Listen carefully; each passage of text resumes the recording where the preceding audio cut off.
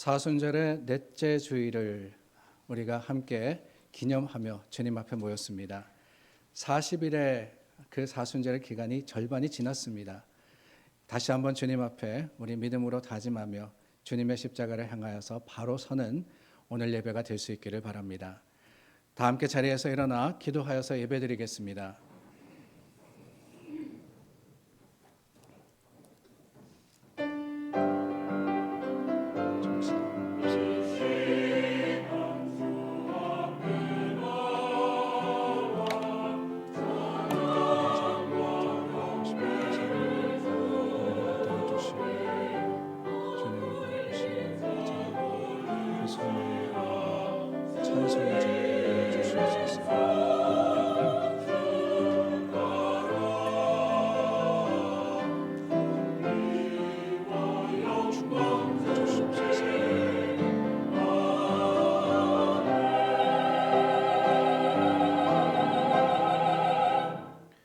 우리 영혼이 여호와를 바라며 그는 우리의 도움과 방패시로다.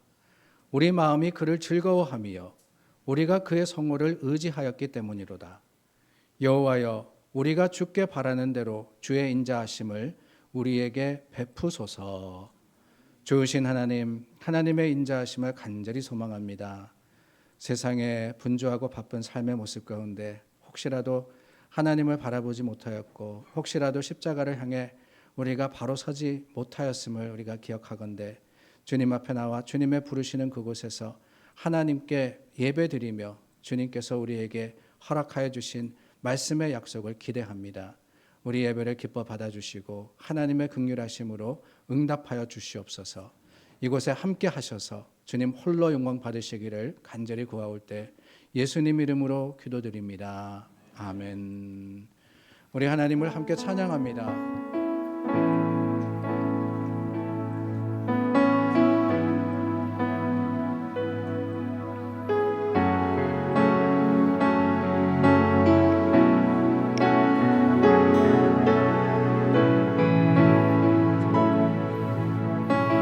자격 없는 우리에게 허락하신 그 주님의 사랑과 은혜를 이 시간 기억하며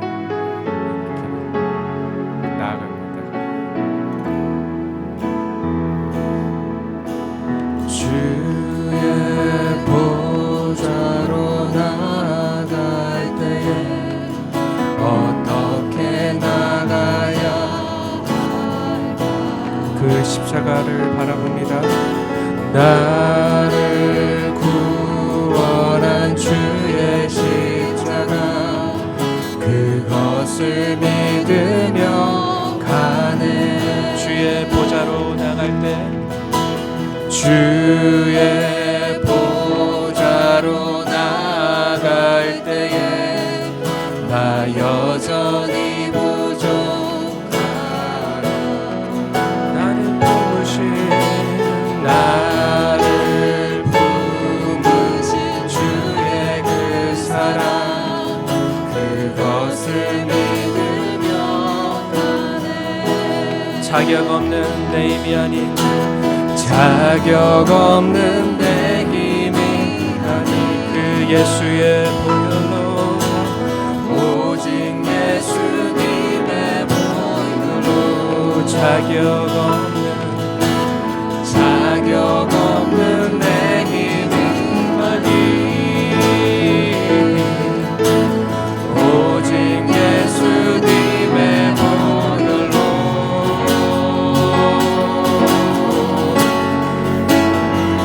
십자가의 보혈 완전하신 사랑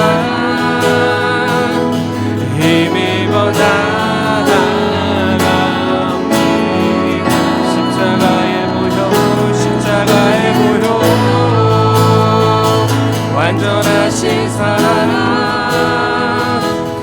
힘입어 예배합니다. 다시 한번 주의 보좌로 나아갈 때에 어떻게 나가야 할까? 나를 구원한 주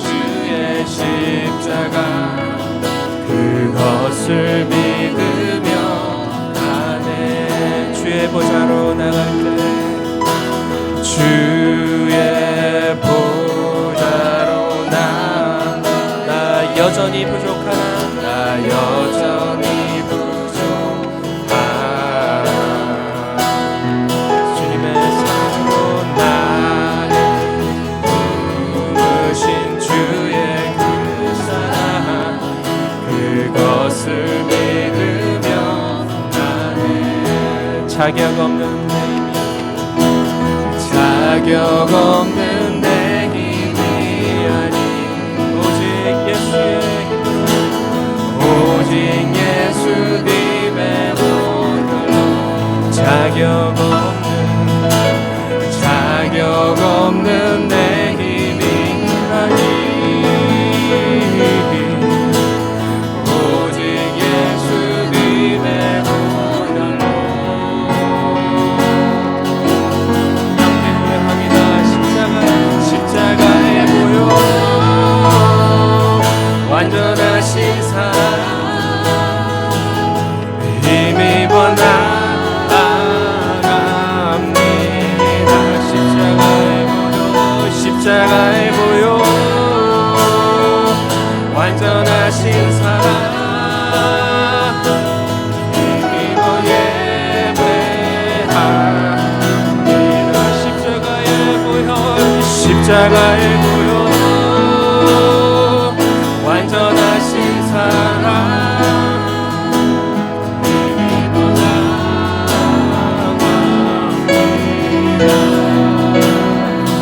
십자가의 보혈 완전하신 사랑 힘입어 예배합니다.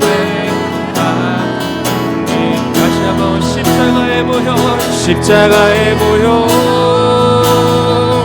완전하신 사랑 힘입어 나아갑니다.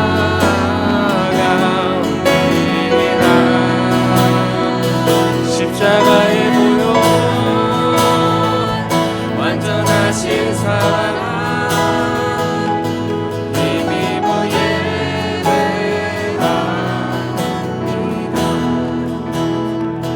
십자가의 보혈 완전하신 사랑 힘입어 나아갑니다. 자격 없는 내가 그 십자가만을 기억합니다. 완전하신 사랑 완전하신 사랑 힘입어 예배합니다.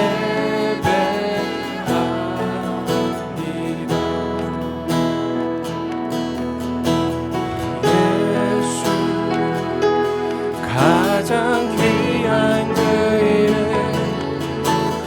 예수 언제나 기도들을 오 예수 나의 손 잡아주시는 가장 귀한 그 이름 예수 찬양하기 원하네.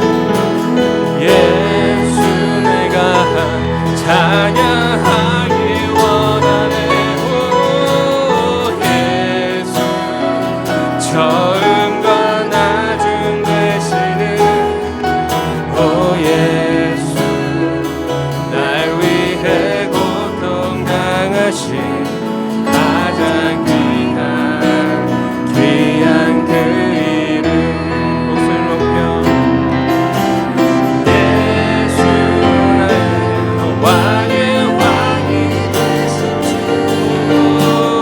예수 당신의 끝없는 사랑 오 예수 목소리 높여 찬양해 가장 귀한 그 왕의 왕이 되신 줄 찬양합니다.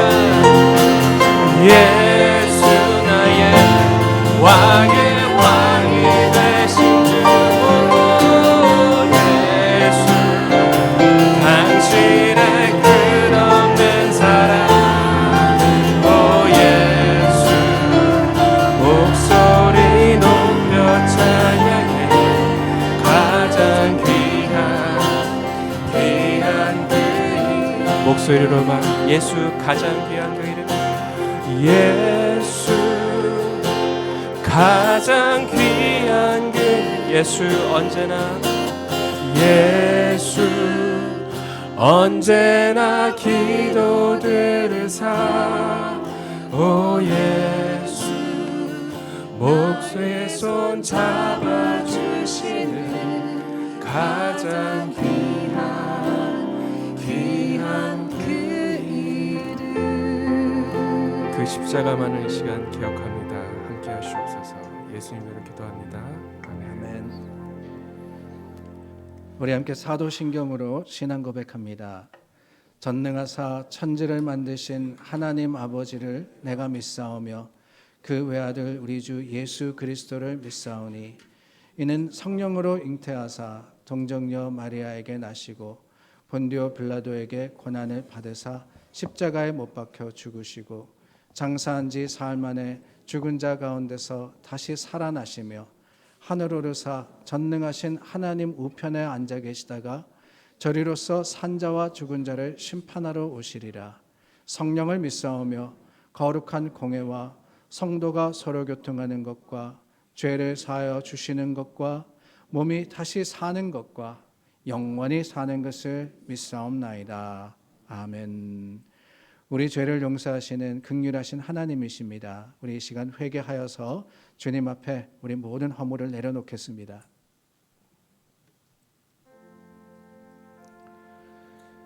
좋으신 하나님, 하나님의 긍휼하신 사랑을 기대합니다.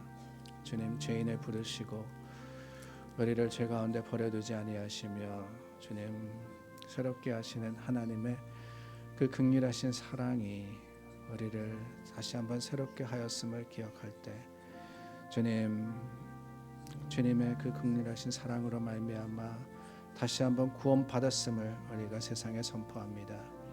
하나님, 주님께서 우리 죄를 아버지 그냥 갚으시는 것이 아니라 오히려 그 죄를 아버지 불쌍히 여기시고 주님 앞에 내려놓을 때 용서하시며 아버지 우리로 주님을 닮아가게 하셨으니 구원받은 자로 아버지 이제는 더욱더 예수 그리스도의 심장을 가지고 하나님의 가신 아버지 그 길, 주님 부르시는 길을 향해서 나아갈 수 있도록 도와주시옵소서. 우리 죄를 주님께서 아버지여 다 깨끗하게 멸하셨으니 주님 이제는 아버지여 세상에 소망 둘 것이 아니라 하나님을 바라고 주님을 의지하고 주님과 함께 감으로써 주님께서 이루시는 많은 일들의 아름다운 사랑과 고백으로서 하나님 경배하며 주님 앞에 예배하는 예배자 되게 하여 주시옵소서. 주님, 우리를 새롭게 하셨습니다. 주님, 이제는 아버지 지난 더러운 추한 일들과 아버지 그 삶을 버리고 아버지 하나님 앞에 나아가게 하셨습니다. 주님 돌아보지 않게 해 주시옵소서. 미련 가지지 않게 하시고 아버지 오직 주님만을 바라고 주님을 향해서 더 아버지 담대하게 나아갈 수 있도록 우리를 도와 주시옵소서. 주님께서 인도하여 주시고 더하여 주시옵소서.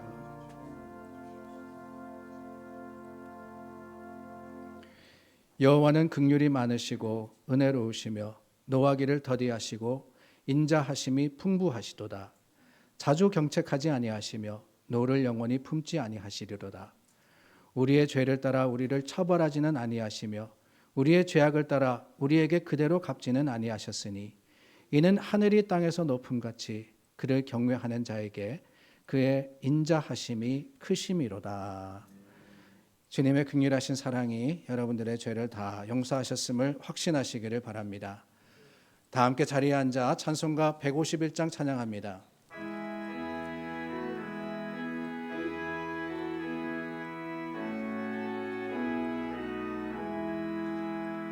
만왕의 왕 내 주께서 왜 거처당했나.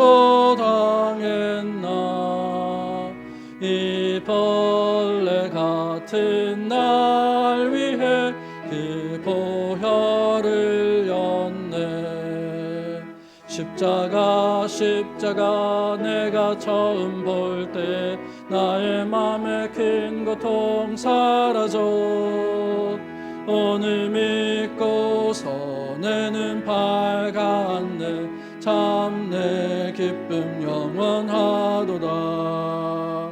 주 십자가 못 박힘은 속죄함 아닌가.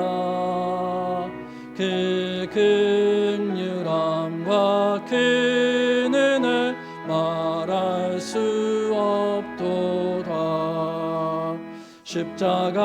십자가 내가 처음 볼 때 나의 맘에 큰 고통 사라져.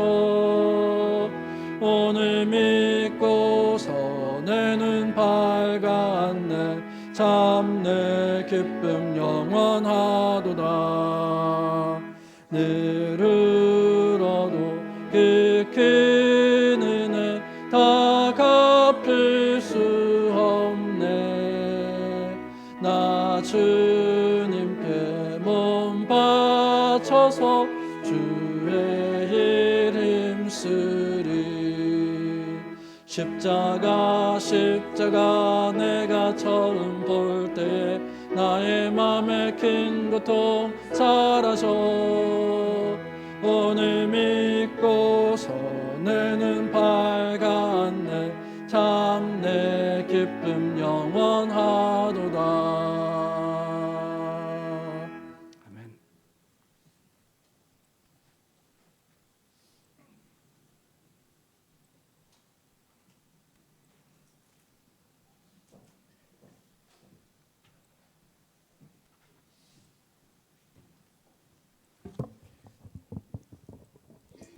같이 기도드리겠습니다. 사랑과 은혜의 하나님, 이 시간 신령과 진정으로 예배드리고 오직 하나님께 영광 돌리는 사순절 넷째 주일 예배가 되기를 원합니다. 지난 일주일 동안 세상과 구별되지 못했고 또 많은 죄를 짓고 살았음을 고백합니다. 이제 추운 긴 겨울도 지나고 우리의 마음과 신앙에도 따스한 봄이 오기를 바랍니다. 우리의 믿음이 작습니다. 주님께서 함께 하시지 않으면 우리가 아무것도 아니며 주님의 능력에 의지하지 않으면 아무것도 할 수 없음을 고백합니다. 우리의 마음과 신앙에도 봄이 오기를 기대하오니 주님이 우리의 생활 깊이 함께 동참하여 주시옵소서. 세계 곳곳에서는 이념의 갈등과 이웃과의 갈등이 멈출 줄 모르고 있습니다. 우리 조국 한국과 미국은 선거로 인한 심한 갈등으로 분열되고 있습니다. 세계 곳곳에서의 전쟁은 아직 멈출 기세를 보이지 않고 있습니다. 부끄러운 모습이지만 우리의 이해와 능력으로 풀 수 없는 문제라면 하나님이 중재해 주시고 간섭해 주시옵소서. 좋은 리더십이 당회와 구역과 공동체 모임에 세워져서 그들을 중심으로 한 나눔과 배움이 이루어질 수 있도록 인도하여 주시옵소서. 유초등부와 유스그룹도 활발히 활동 중입니다. 우리 아이들을 위한 부모님과 선생님들의 헌신을 받아주시고 하나님께서 모든 과정 중에 간섭하시고 계획 중에 함께 하시기를 원합니다. 안전사고 나지 않게 항상 불꽃 같은 눈으로 지켜주시고 그들을 담당한 교역자와 선생님들에게는 솔로몬의 지혜와 건강을 허락하여 주시옵소서. 우리 머릿돌 성도 모두가 감성과 이성을 겸비한 신앙인으로 자라기를 원합니다.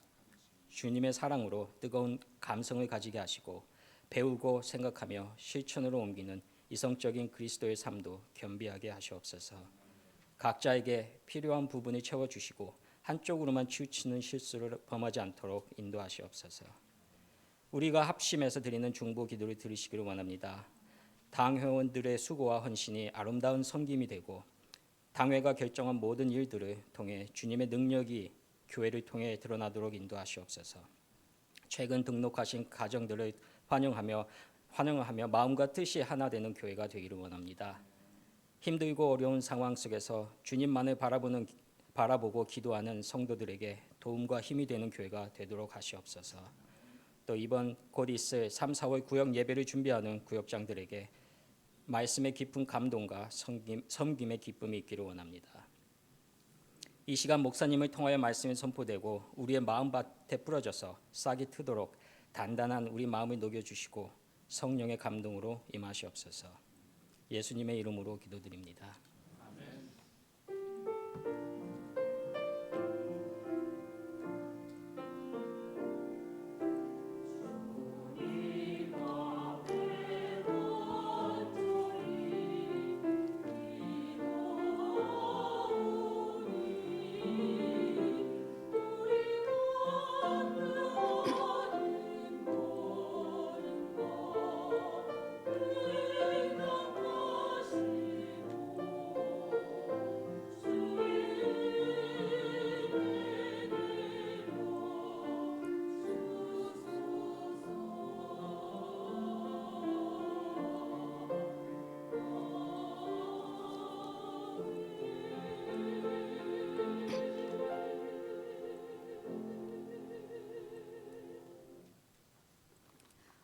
오늘 우리에게 주시는 하나님의 말씀은 누가복음 22장 54절에서 62절까지입니다.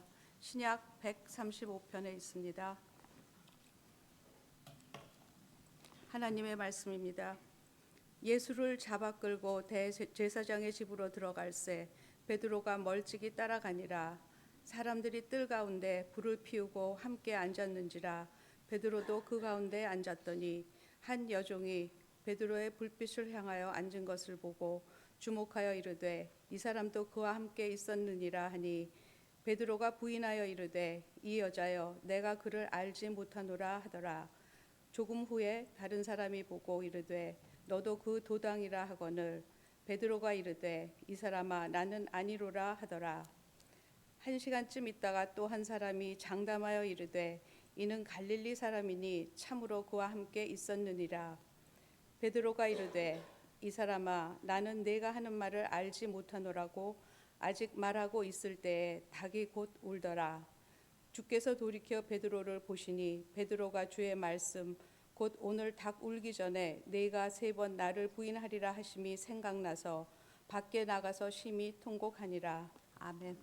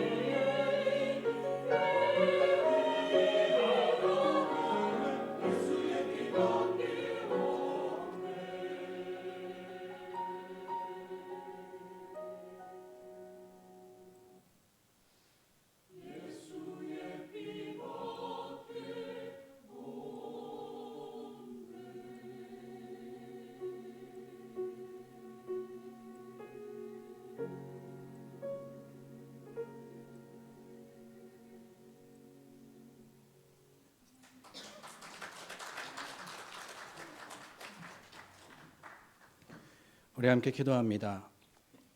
좋으신 하나님, 하나님 말씀 앞에 함께 섰습니다. 말씀 전하는 부족한 종이나 듣는 모든 성도들의 마음과 생각을 주님께로 향하게 하시고 하나님의 주시는 말씀이 우리 마음밭에 떨어져서 싹을 트고 자라게 하여 주시옵소서. 예수님 이름으로 기도드립니다. 아멘. 오래된 서류를 정리하다 보니까 제 목사 안수식 예배 순서지가 끼어 있더군요. 날짜를 보니 2003년 9월 9일이었습니다. 저도 모르는 사이에 20년이 지났습니다. 목사 안수 받은 지 20년. 그 20년 동안 설교를 했으니 얼마나 많이 했겠습니까? 대충 생각해 보니까 주일 설교만 한 1000번이 되는 것 같습니다. 그리고 수요 예배, 새벽 예배, 기타 등등 다 따지면 10,000번은 하지 않았을까? 1만 번의 법칙이라는 게 있지 않습니까? 뭐든지 10,000번만 하면은 전문가가 된다 그러던데 설교는 왜 그러지 못하는지 참 궁금합니다. 여전히 힘들고 어렵습니다. 물론 익숙해지기는 하지만 여전히 이 자리에 서면 두렵고 떨리는 마음을 금할 수가 없어요. 특히 어려운 것은 시선 처리입니다. 말씀 전하면서 어디를 봐야 되나. 제가 종종 여기도 보고 저기도 보고 그러시는 거 여러분 느끼실 겁니다. 어느 설교 잘하시는 목사님은 그러시더군요. 설교를 할 때 한 사람 한 사람 눈을 봐야지만 효과가 있다. 그게 좋은 설교다 그러는데 그러려니까 저도 쑥스럽고 혹 제 시선과 여러분의 시선이 만나기라도 하면은 불편해 하실 것 같기도 하고 해서 민망하기도 합니다. 어느 분이 예배 후에 오셔서 그렇게 말씀하시더라고요. 목사님, 어떻게 아셨어요? 아니, 뭘 말씀입니까? 여쭤봤더니만 그러시더군요. 제가 오늘 교회 오면서 화가 많이 났거든요. 남편이 속을 썩여서 한바탕 하고는 제 원수, 저 원수 누가 안 잡아가나 그러면서 교회 왔는데 아니 목사님이 자꾸 저를 바라보시면서 그러셨지 않습니까? 원수를 사랑하라고 말입니다. 그래서 제가 회개했답니다 그러시는 거예요. 아니 제가 그분이 부부싸움 하신 것을 어떻게 알겠어요? 그냥 성경 말씀 전했는데 제 시선이 자꾸 본인을 향했다 그러니까 아니 억울하기도 하고 또 한편으로는 감사하기도 했습니다. 주님이 그런 마음을 주신 게 아니겠어요? 그날따라 우연이든 아니든 저와 그 집사님의 눈이 슬쩍이라도 마주쳤기 때문에 그런 감동을 주신 게 아닌가. 그게 하나님의 능력이고 하나님의 섭리구나라고 생각을 한 적이 있었습니다. 그렇습니다. 시선은 눈의 길을 의미하지만 또한 그 시선을 통해서 우리는 관심을 표하기도 하고 마음을 전하기도 하며 그 시선을 통해서 깨닫기도 합니다. 오늘 본문에도 두 사람의 시선이 마주침으로 한 사람이 큰 깨달음을 얻게 되었습니다. 거기에 많은 시선들이 오갔지만 특별히 예수님과 베드로의 시선이 맞추어지는 순간 베드로는 자신의 모습을 돌아보게 되었고 예수님과 자신의 대화를 기억하게 되어서 회개하였습니다. 사람들은 무언가를 늘 바라보며 살아가고 있습니다. 그것이 눈에 보이는 것일 수도 있고 눈에 보이지 않는 추상적인 것일 수도 있습니다. 사람의 인생은 무엇을 바라보며 살아가느냐 거기에 달려있다 해도 과언이 아닌 것 같습니다. 왜냐하면 무엇을 바라보느냐에 따라 삶의 태도가 달라지기 때문에 그렇습니다. 꿈을 가지고 꿈을 바라보며 그 꿈을 향해 살아가는 사람은 늘 준비하는 삶을 살게 되어 있습니다. 언젠가는 내가 이루어야겠지라는 그 마음을 가지고 살아가더라는 거예요. 돈을 바라보며 살아가는 사람은 돈을 버는데 모든 삶의 초점이 맞춰져 있습니다. 그래서 조금 벌면 좋아하고 조금 잃으면 슬퍼하는 그런 삶을 살게 되어 있습니다. 부정적인 마음을 가지고 바라보는 시선은 늘 부정적인 결론을 가져올 수밖에 없고 반면에 긍정적인 마음의 약속을 바라보고 살아가면은 반드시 감사의 결과를 가져오게 되어 있는 겁니다. 그렇다면 여러분, 오늘 저와 여러분들의 시선은 어디를 향하고 있습니까? 그런데 여러분 그거 아십니까? 주님의 시선은 우리를 향하고 있다라는 사실 말입니다. 우리의 시선이 주님의 시선과 만나 우리의 마음이 주님의 마음이 되는 그런 오늘이 될 때 바로 그곳에 하나님의 주시는 약속의 풍성함이 있고 바로 그것에 주님의 주시는 은혜의 자랑이 있게 되는 것을 믿으시기를 바랍니다. 오늘 말씀을 통해서 우리가 주님의 시선을 살펴보기를 원하는데요. 지난주 나눈 말씀에 베드로로 인한 작은 소동이 있었지만 결국 예수님은 하나님의 뜻을 이루고자 무리들에게 잡히셨습니다. 그들이 예수님을 결박하여 끌고 대제사장의 집으로 갑니다. 마태복음에 보니까 거기엔 이미 당시 대제사장이었던 가야바와 서기관들과 장로들이 모여 있었다라고 했습니다. 이미 예수님을 끌고 와서 재판할 준비를 하고 있었던 거예요. 이들은 예수님을 죽이려고 계획하고 있었고 마침내 그 계획을 이루게 된 겁니다. 이스라엘의 종교, 정치 지도자들과 그 소문을 들은 사람들 다 모여들어서 무슨 일이 벌어지는지 바로 그 현장에서 예수님을 바라보고 있었습니다. 그런데 여러분, 바로 그 자리에 멀찍이 주님을 뒤따르는 사람이 있었죠. 그게 바로 베드로였습니다. 마태복음은 제자들이 다 예수님을 버리고 도망했다라고 하는데 그 중에 단 하나, 베드로만은 예수님을 따라서 제사장의 집들까지 갔던 겁니다. 왜 그랬을까요? 왜 베드로만 그래도 예수님을 따라갔을까요? 저는 다름이 아니라 어쩌면은 예수님의 사랑과 자신의 다짐 때문이 아니었나라는 생각이 듭니다. 예수님의 사랑을 가장 많이 받은 제자가 바로 베드로 아닙니까? 사도들 중에 형제 안드레와 함께 가장 먼저 부름을 받았습니다. 예수님께서 직접 그의 이름을 베드로라, 즉 반석이라고 지어주셨죠. 원래의 이름은 시몬이었습니다. 그뿐만 아니라 예수님이 어디 가시든 다른 제자들은 몰라도 꼭 베드로는 데리고 다니셨어요. 변화산에 올라가셔서 그 모습이 바뀔 때도 그 자리에 베드로가 있었습니다. 야이로의 딸을 살릴 때도 베드로와 함께 가셨어요. 겟세마네에도 항상 베드로와 함께 하신 것, 그게 예수님이 그를 아끼신 모습이었습니다.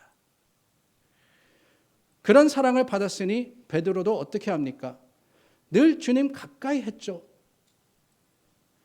겟세마네로 가시기 전에 예수님께서 제자들이 다 나를 버리고 도망할 것이다 라고 하셨을 때 베드로만은 저는 절대 그러지 않을 겁니다 라고 장담했습니다.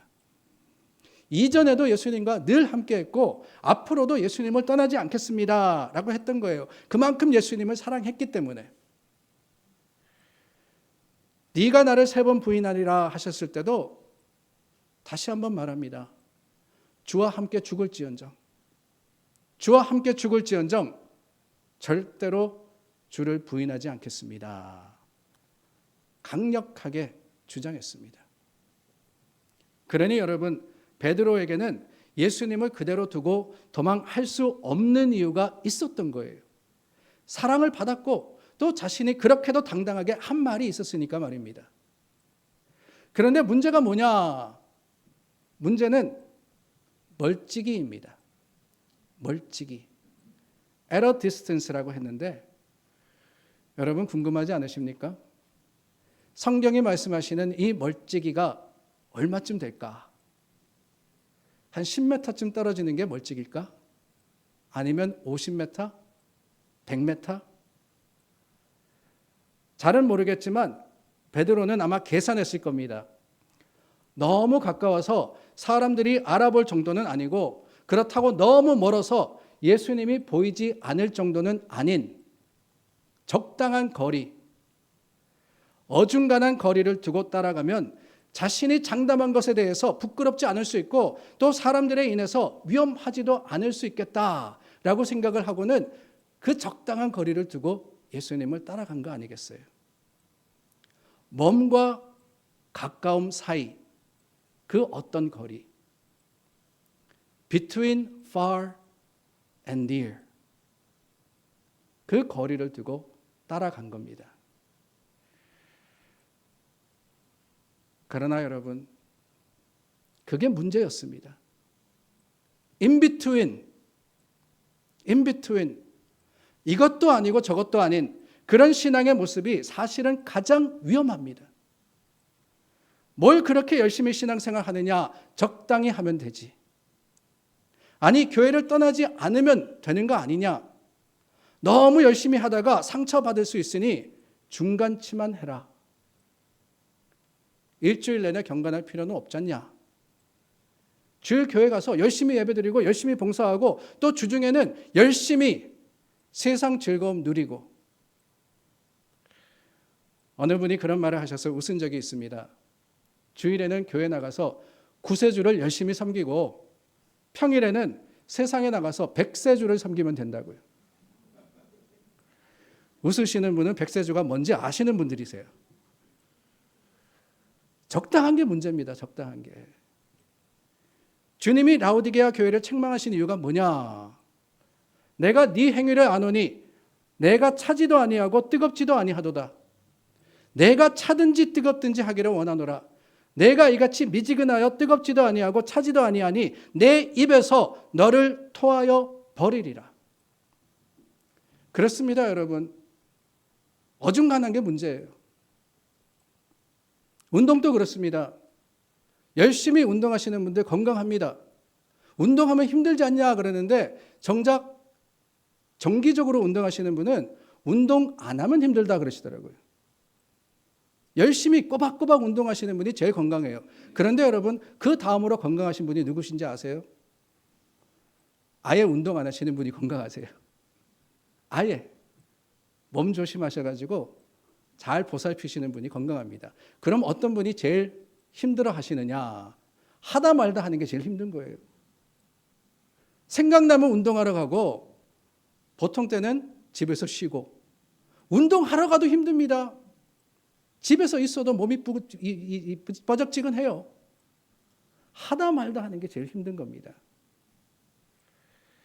예수님을 따르려면 완전히 따라야 되는 겁니다. 믿음이 없어서가 아니라 믿음이 부족한 것이 문제가 될 수 있기 때문에. 12제자들 중에 베드로만 예수님을 따라갔지만 멀찍이 따라간 것이 문제였다는 거예요. 계산적인 신앙, 어느 정도면 될까? 그 거리를 두고 믿는 신앙은 자라기가 힘듭니다. 그래서 주님께서 말씀하지 않으셨습니까? 하나님을 가까이 하라고요. 하나님을 가까이 하라. 그리하면 너희를 가까이 하시리라 라고 하십니다. 하나님을 가까이 할 때 하나님이 친히 내 곁에 계셔서 도와주시는 거예요. 멀찍이 따라갔던 베드로가 예수님의 재판의 결과를 알기 위해서 초조하게 기다리고 있을 때 그를 바라보는 시선들이 있었습니다. 56절에 보니 주목하여 보고라는 말이 나오죠. 가까이 봤다는 겁니다. 58절에도 보고라고 했습니다.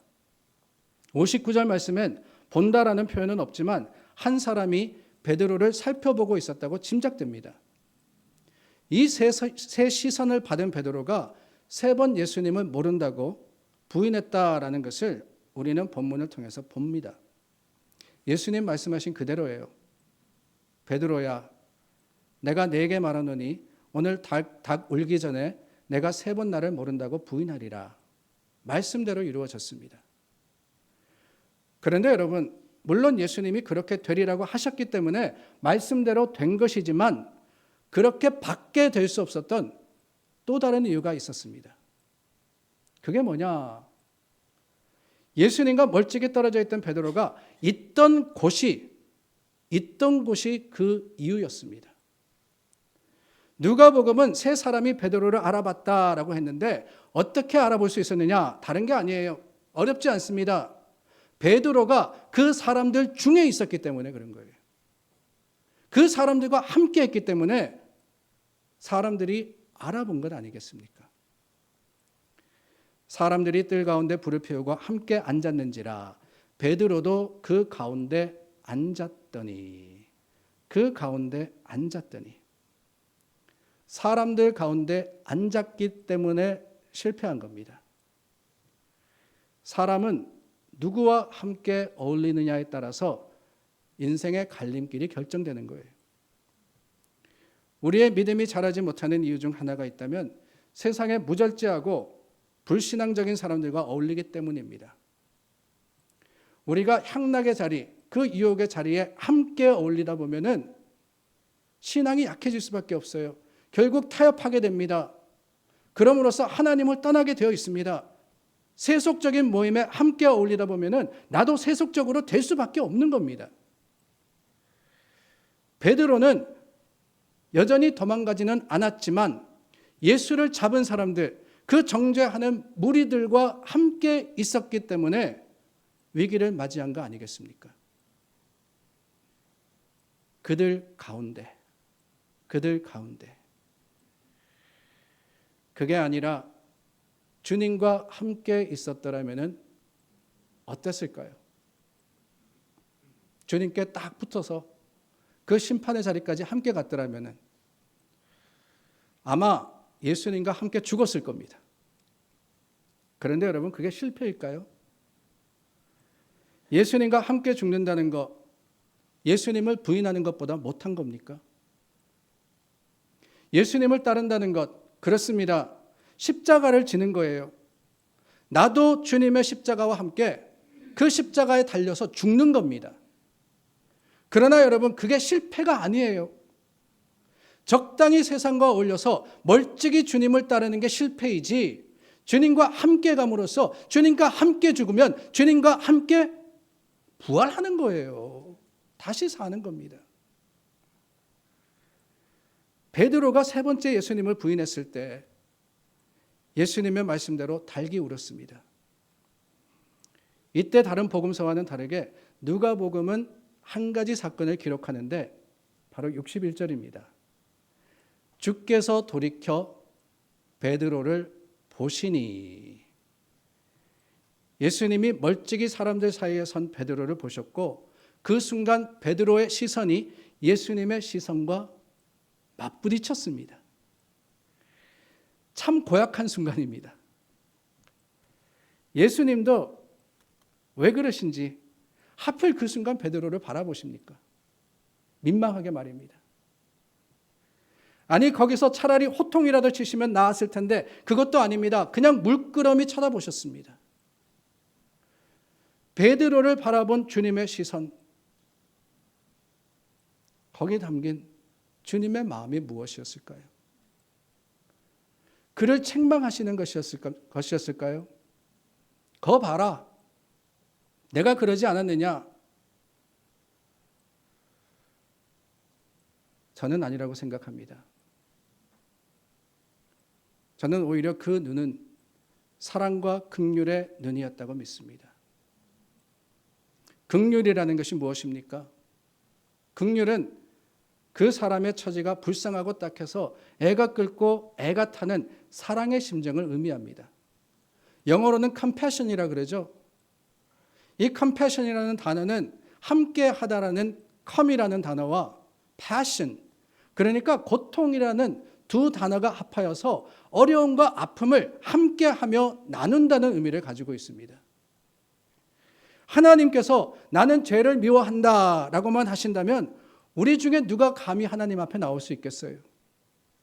그런 눈으로 우리를 바라보신다면 저나 여러분이나 어느 누구도 감히 주님 앞에 설 수 없습니다. 한 주라는 짧은 시간을 보내면서도 미움과 시기, 질투와 정욕과 욕심으로서 살아온 우리들, 혹시 누구라도 내 마음을 알까 봐 숨기기 급급했던 내 자신의 모습을 내가 너무나도 잘 알고 있지 않습니까? 그런 나를 주님이 정죄의 눈으로 바라보신다면은 우리는 이 자리에 감히 서 있을 수가 없다는 거예요. 그런데 여러분, 주님은 나는 죄를 미워한다라고 하시지만은 또한 나는 죄인을 사랑한다라고 하시며 우리를 바라보십니다. 그 사랑을 독생자 예수님을 통해서 보여주셨고 그 십자가의 은혜로 말미암아서 우리에게 그 사랑이 전해지지 않았습니까? 오늘 우리는 바로 그 사랑을 바라보는 거예요. 오늘도 나를 바라보는 주님의 시선이 있습니다. 그렇습니다. 주님은 처음부터 지금까지 우리를 바라보고 계십니다. 천지를 창조하실 때 뭐라고 하셨어요? 하나님이 보시기에 좋았더라 그랬거든요. 보시기에 좋았더라 그랬어요. 하나님의 형상으로 인간을 만드시고 그 코에 생기를 불어넣으신 다음에는 뭐라고 하십니까? 하나님 보시기에 선하고 좋았더라라고 말씀을 하셨습니다. 베드로도 마찬가지입니다. 요한복음 1장 42절에 예수님께서 제자들을 부르시는 일을 기록하면서 베드로의 형제 그 안드레가 베드로를 데리고 예수님께로 왔을 때 예수께서 보시고 가라사대 내가 요한의 아들 시몬이니 장차 개바라 하리라 하시니라 라고 기록을 했습니다. 첫 순간에서부터 예수님 십자가의 죽음의 순간에 이르기까지 주님은 베드로를 바라보신 거예요. 그 주님의 시선과 베드로의 시선이 만날 때 거기 은혜가 있었고 거기 변화가 있었습니다. 사랑하는 여러분, 지금도 주님은 우리를 바라보고 계십니다. 사랑의 눈으로, 긍휼의 눈으로 우리를 불쌍히 여기시기 때문에 지금 저와 여러분들을 바라보시는 그 주님의 마음이 얼마나 감사한지요. 그 시선을 우리가 바라볼 수 있기를 원합니다.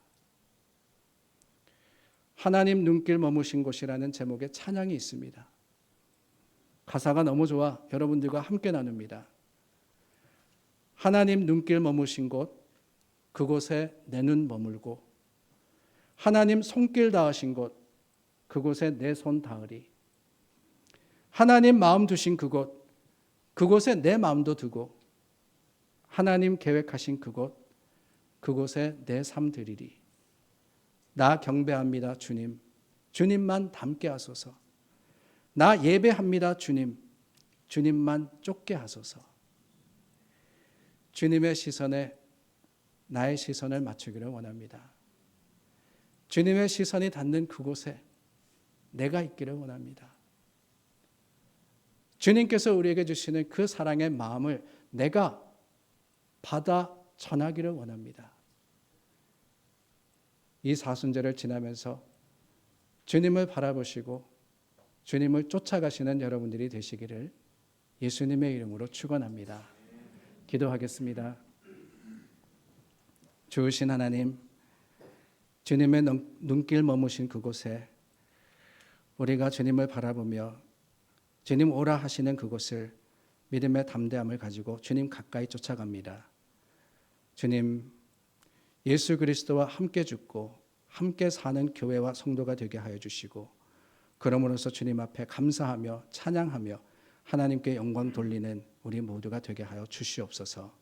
예수님 이름으로 기도드립니다. 아멘. 우리 다 함께 자리에서 일어나 찬송가 1장 불러 봉헌하겠습니다.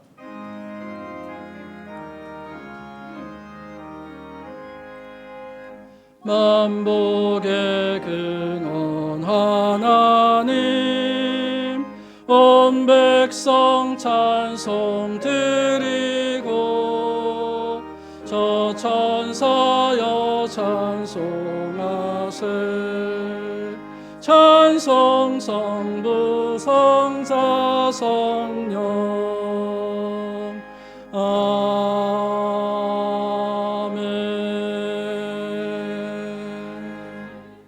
하나님, 우리 모든 것임을 고백합니다. 주님께서 우리에게 허락하여 주신 것을 통해서 우리가 누리고 또한 나누고 하나님께 돌려드립니다. 주님께서 주신 것 하나님의 것인 줄 알아서 믿음의 담대함으로 드렸으니 기뻐 받아주시고 통하여서 하나님의 놀라운 일을 이루어 주시옵소서. 10의 1을 드렸습니다. 감사로 또한 전도와 선교를 위해서 또 도움으로 우리가 서로 나누기 위해서 드리는 그 모든 헌금들을 주님께서 귀하게 여기시고 주님께서 더 큰 것으로 우리에게 맡겨주심으로써 더 많은 일을 감당하는 교회가 되기를 간절히 구하오니 주님께 맡겨진 그 손길들과 또한 삶을 주님께서 복되게 하여 주시옵소서. 예수 그리스도의 이름으로 기도드립니다. 아멘. 자리에 앉으시겠습니다. 오늘부터 일광절약제 시간이 시작되었죠. 여러분들 1시간 덜 주무셔가지고 피곤하실 것 같은데 새 힘내시고 이제는 낮이 길어집니다. 늦게까지 해가 있으니까 더 열심으로 수고하여서 맡겨진 일을 잘 감당하시기를 축원합니다. 오늘 사순절 넷째 주일입니다. 여러분들께서 계속해서 사순절 기간을 보내시면서 정성을 다해서 하나님을 섬기시는데 주님께서 힘이 되시고 능력이 되시기를 간절히 소망합니다. 오늘 점심 식사 후에는 정기당회가 있습니다. 우리 당회 장로님들 당회실에 모여주시기를 부탁을 드립니다. 그리고 오늘부터 중고등부 오케스트라가 연습을 시작합니다. 3월 31일이 부활주일인데 부활주일에 하나님께 영광 돌리고 함께 찬양하기 위해서 준비하는 것이니 여러분들께서 기억해 주시고요. 특별히 그날은 우리 자녀들과 함께 연합 예배를 드리고 우리 자녀들이 예배의 많은 부분을 인도할 겁니다. 우리가 함께 예배드리며 또 함께 하나님을 찬양할 때 거기에 큰 기쁨이 있을 수 있도록 기도해 주시기를 부탁을 드립니다. 지난주에 등록하셨습니다. 김명희 권사님 노스웨일에 거주하시는데 지난주에 인사하셨으니까 여러분들께서 환영해 주시고 이 구역 그리고 우리 D 공동체에 편성이 되셨습니다. 해당되시는 분들은 또한 함께 해 주시고 안내해 주시기를 부탁드립니다. 이번 주 친교와 강단장식은 최진성 권사님께서 해 주셨습니다. 그리고 오늘 함께 예배 드리시는 분들이 계시는데요. 제가 소개해 드리겠습니다. 이덕조 장로님 둘째 따님과 그리고 사위가 함께 예배 드리십니다. 가장 뒤에 앉아 계시는데 제가 처음 뵙는 것 같아요. 반갑습니다. 환영합니다. 네. 그리고 정인구 성도님 어머님이 한국에서 방문하시고 저희 교회에 오셔가지고 함께 예배를 드리십니다. 어경아 성도님이십니다. 뒷자리에 앉아 계시는데 환영합니다. 반갑습니다. 네. 우리 예배 후에 환영해 주시고 인사 나누어 주시기 부탁드립니다. 우리 다 함께 자리에서 일어나서 마지막 찬송 주님께 드리겠습니다. 찬송가 260장입니다.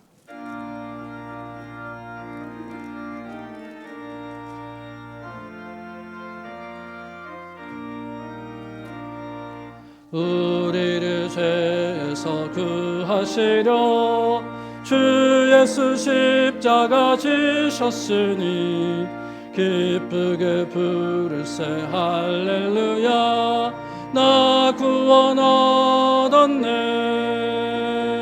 찬송하세 찬송하세 주님 나를 구하셨네.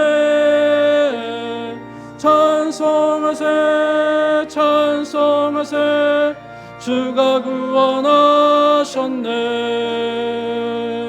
우리를 주께서 구했으니 이전에 행하던 악한 일과 주하고 더러운 모든 죄를 온전히 버렸네. 찬송하세 찬송하세 주님 나를 구하셨네. 찬송하세 찬송하세 주가 구원하셨네. 나 지금 주에서 사함받아 거룩한 백성이 되었으니 이 육신 장막을 벗을 때도 겁날 것 없겠네. 찬송하세 찬송하세 주님 나를 구하셨네. 찬송하세 찬송하세 주가 구원하셨네. 우리가 이 세상 떠날 때에 예수의 손목을 굳게 잡고 영원히 즐거운 천국에서 주 함께 살겠네. 찬송하세 찬송하세 주님 나를 구하셨네. 찬송하세 찬송하세 주가 구원하셨네.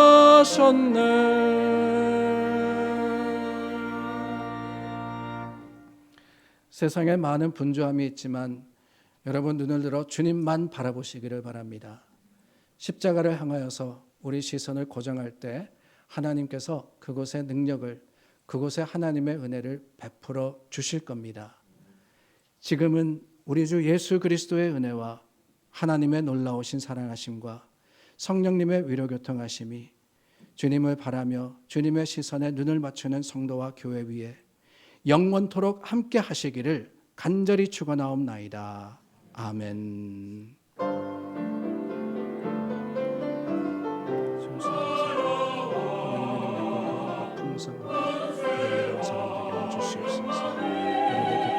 하나님의 긍휼하신 사랑 가운데 품으시기를 간절히 주님의 하나님께서 주신 약속과 그 말씀의 풍성한 사랑을 여러분 가운데 넘치게 하여 주시옵소서.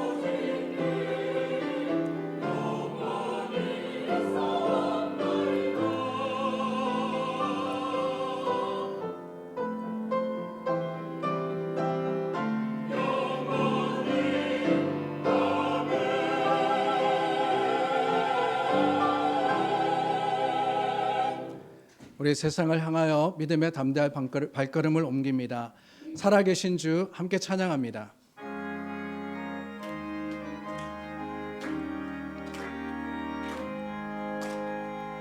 살아계신 주 나의 참된 소망 걱정 근심 전혀 없네 전혀 없네 사랑의 주내 갈 길 인도하니 내 모든 삶의 기쁨 늘 다시 한번 고백합니다. 살아계신 주 살아계신 주